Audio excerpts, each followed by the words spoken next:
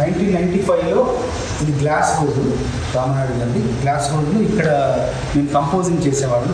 శ్రీలేఖ గారు ఫస్ట్ ఈ Taj Mahal cinema compose చేసిన మంచుకొండలో చదివిన ట్యూన్ కంపోజ్ చేసి నేను ఆ ట్యూన్ తీసుకెళ్ళి రాసి వచ్చి ఇక్కడ నాయుడు గారికి, శివ గారికి, శ్రీలేఖ గారికి ఇక్కడ పాట వినిపించాను. ఇది ఆ ప్లేస్ అంటే ఫస్ట్ మొట్టమొదటి నా పాట పుట్టిన ప్రదేశం, నా పాట బయటకు వచ్చిన ప్రదేశం, బయట వాళ్ళు నన్ను అభినందించిన ప్రదేశం.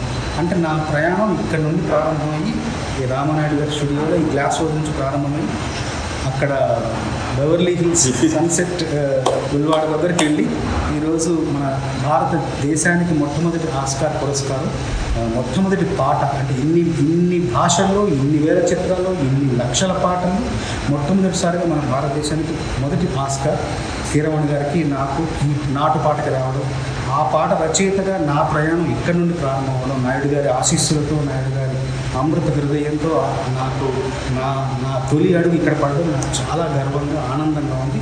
నాయుడు గారి సురేష్ బాబు గారి ఆయన కూడా నాకు నాయుడు గారిని ఆయనలో చూస్తున్నాను నేను ఈరోజు. నా సంతోషాన్ని పంచుకుంటున్నాను.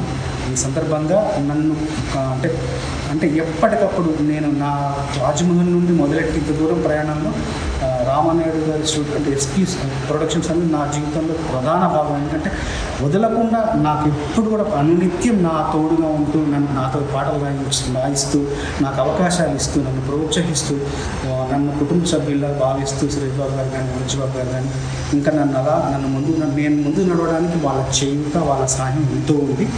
అది మనసులో ఎప్పుడూ ఉంటుంది. నా కృతజ్ఞతాభావం వెలుగుచ్చుకునే అవకాశం నాకు వచ్చింది. ఇలాగా ఈ సందర్భంగా ఆ మొట్టమొదటి పాట రాసిన ప్రదేశాన్ని చూస్తూ నా 28 ఏళ్ల కిందకి వెళ్ళిపోయాను ఆ జ్ఞాపకాల్లోకి. చాలా ఆనందంగా ఉంది. మరొకసారి నాయుడు గారు పైన నాయుడు గారు నన్ను చూసి మురిసిపోయి పొంగిపోతూ ఆయన ఆశీస్సులు మరి ఇస్తారని కోరుకుంటున్నాను.